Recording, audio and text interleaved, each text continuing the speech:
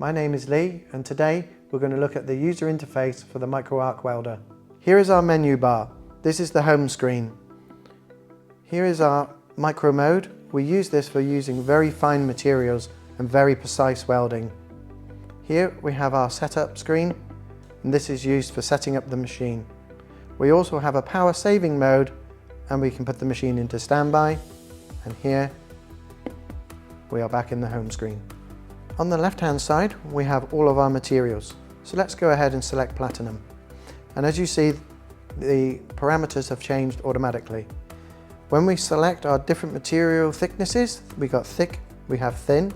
If we need to weld into a corner, if we need to add in some thick material or thin filler wire, we also have all of these settings here and can be easily selected. There's then a blue area which is our recommended operating parameters.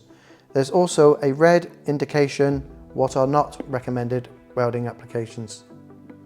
Here we can adjust our speed settings in 3 different settings. This adjusts the time between each weld. I hope you find this video helpful, and for a walkthrough on other devices you can click on the links below.